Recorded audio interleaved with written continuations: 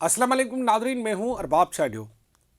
आज ऐसे दर्दनाक और अहम पहलू पर बात करूंगा जिसका ताल्लुक़ पाकिस्तान के हर सियासी कारकुन बल्कि पूरे अवाम से है।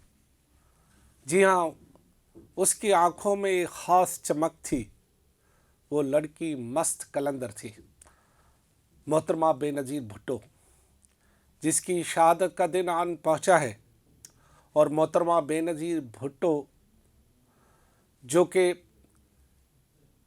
अवाम पर कुर्बान होने के लिए यहाँ पहुँची थी और अवाम पर कुर्बान होकर चली गई। मोहतरमा बेनज़ीर भुट्टो की शहादत से पहले, शहादत के दिन, शहादत के बाद तक के हज़ारों वाक़यात बयान किए जा सकते हैं, जिनके कई सैकड़ों वाक़यात का मैं ख़ुद चश्मदीद गवाह हूँ।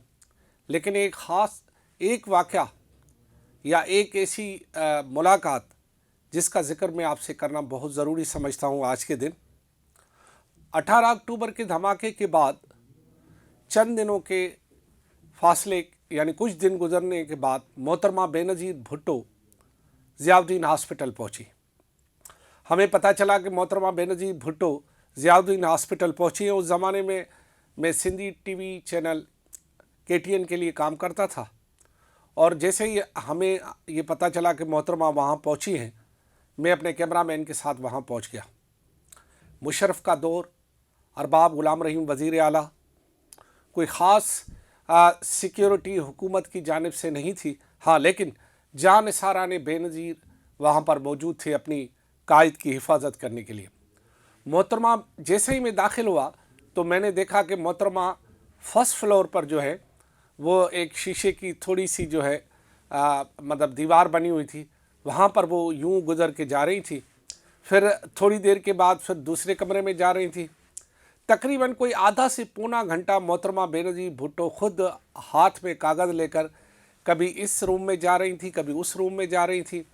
अपना उनका चेकअप था, और ऐसा नहीं था कि वहाँ पर कोई डॉक्टर मोहतरमा के पास आ रहे हों। नहीं, मोहतरमा जो कि सफ़ेद दुपट्टा ओढ़ी हुई थी और अपने मखसूस भुट्टो स्टाइल में, जैसे कि मोहतरमा ललकार कर चलती थी, और मोहतरमा के साथ कुछ जानिसारान भी थे, रहनुमा भी थे, उनसे बातचीत भी जारी थी कि क्या होना चाहिए, किस तरह सूरत हाल होनी चाहिए।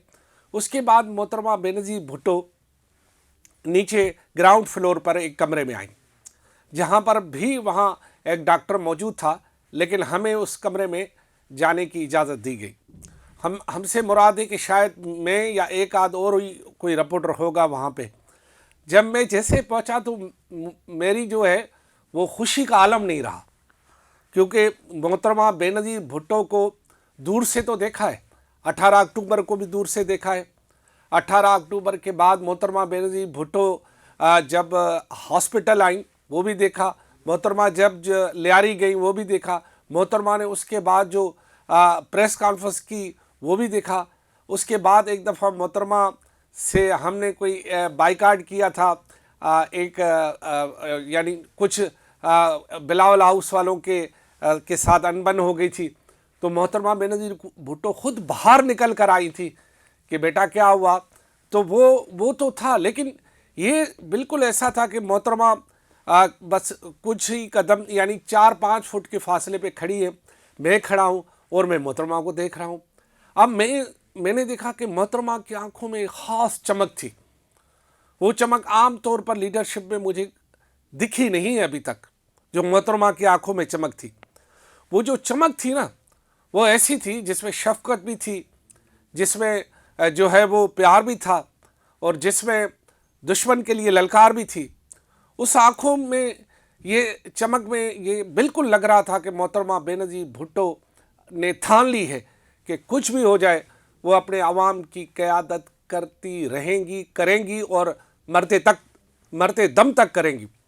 मोहतरमा बेनज़ीर भुट्टो के मैंने जैसे कहा कि एक लाड़काना शहर के करीब कंबर के बासी की हैसियत में, फिर सिंधी टीवी चैनल में, फिर मतलब मोहतरमा से हमारा जो मतलब लगाव भुट्टो फैमिली से पुराना जो था वो मैं बड़ा हैरान रह गया। اور میں نے دل میں سوچا کہ اب اماں کو جا کے بتاؤں گا کہ آج محترمہ بینظیر بھٹو سے میری ملاقات ہوئی۔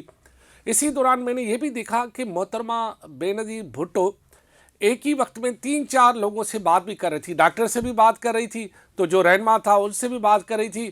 تو مجھے تو یہ تھا کہ جلدی جلدی میں محترمہ بینظیر بھٹو سیاسی صورتحال پر، مشرف کی صورتحال پر، حکومت کی صورتحال پر مجھے ساٹھ دے دے اور میں ساٹھ لے کر بھاگ نکلوں یہاں سے اور جلدی جلدی جا کے گریب کرواؤں اپنے آفس میں تاکہ آن ایئر ہو جائے، کیونکہ اس وقت وسائل کم تھے، موٹر سائیکل پہ رپورٹنگ کرتے تھے اور اب تو چینلوں کو گاڑیاں بھی آ گئی ہیں۔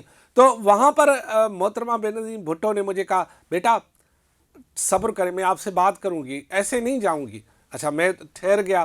اب میں دیکھا کہ محترمہ بینظیر بھٹو نے اچانک سے جو ہے وہاں پر ایک مطلب جو رہنما تھے نا ان سے وہ ملکی صورتحال پر بھی بات کر رہی تھی، ڈاکٹر سے اپنی صحت کے بارے میں بھی مشورے کر رہی تھی اور وہ اس حوالے سے ہمیں بھی دیکھ رہی تھی کہ میں نے ان سے بھی بات کرنی ہے۔ محترمہ بینظیر بھٹو اور ہمارے درمیان اتنا فاصلہ تھا کہ میں نے یہ مائک تھا اور یہ میرا کیمرہ مین تھا اور محترمہ بالکل میرے سامنے کھڑی تھی، اور میں نے جب بات چیت شروع کی تو محترمہ بینظیر بھٹو نے اس وقت اس بات کا خدشات کا اظہار کیا تھا کہ پرویز مشرف نہیں چاہتے کہ الیکشن ہو اور وہ ضرور ایسا کوئی واقعہ کرائیں گے جس سے ان کو الیکشن ملتوی کرنے کا موقع مل جائے۔ KTN کے آرکائیو میں شاید آج بھی یہ ویڈیو موجود ہو اور محترمہ بینظیر بھٹو کی وہ بات اس وقت بہت ہی زیادہ ہائی لائٹ ہو گئی تھی کہ مشرف جو ہے وہ الیکشن نہیں کرانا چاہتا اور الیکشن سے بھاگنا چاہتا ہے، اور وہ پھر مختلف جو جزائر ہیں یا اخبارات ہیں اس کی ہیڈ لائن بھی تھی۔ محترمہ بینظیر بھٹو کو اس وقت دیکھنے کے بعد مجھے یقین ہو گیا کہ محترمہ بینظیر بھٹو ایک شیر کی طرح للکار رہی ہیں اور محترمہ بینظیر بھٹو نے یہ طے کیا ہے کہ وہ پاکستان سے نہیں جائیں گی، کیونکہ اس وقت محترمہ کی باڈی لینگویج، محترمہ کی بات چیت، محترمہ کے وہاں گھومنے، محترمہ کی وہاں جو ہے بات چیت سے اندازہ لگایا گیا کہ محترمہ جانے والی نہیں ہے۔ ہاں لیکن جنہوں نے یہ پلان کیا تھا کہ محترمہ کی جو ہے وہ زندگی ختم کرنی ہے، زندگی تو میرا رب لے گا، لیکن جو سازشی لوگ ہیں وہ ساری چیز میں جو ہے وہ اپنی سازش کرتے ہیں اور وہ محترمہ کو شہید کرنے کی سازش میں بھی کامیاب ہو گئے۔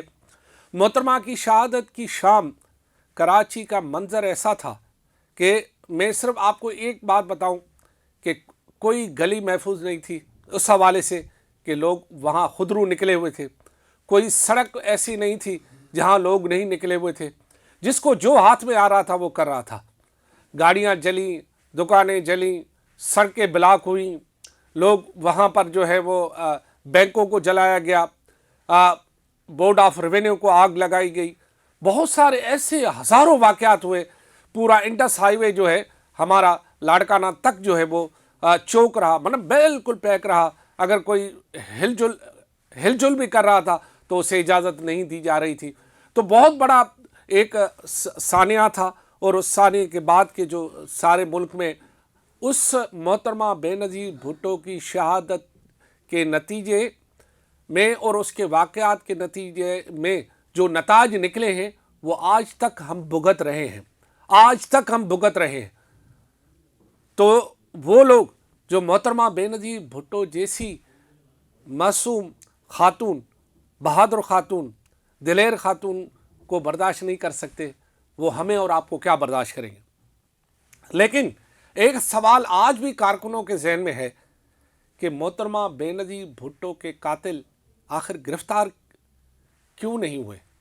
قاتل جو اصل قاتل ہیں، جنہوں نے یہ پورا پلان بنایا کہ محترمہ بینظیر بھٹو کو شہید کرنا ہے، وہ آج تک انصاف کے کٹہرے میں نہیں ہے۔ یہ سوال ہمیں بھی مرتے دم تک اپنے سینے میں رہے گا، ان سیاسی کارکنوں کو بھی رہے گا، ان جیالوں جانثاروں کے بھی ذہن میں رہے گا، اور ہر وقت جب بھی محترمہ بینظیر بھٹو کی شہادت کا دن یعنی 27 دسمبر آئے گا تب یہ سوال اٹھے گا کہ محترمہ ہم شرمندہ ہیں کہ تیرے قاتل زندہ ہیں۔ خدا حافظ۔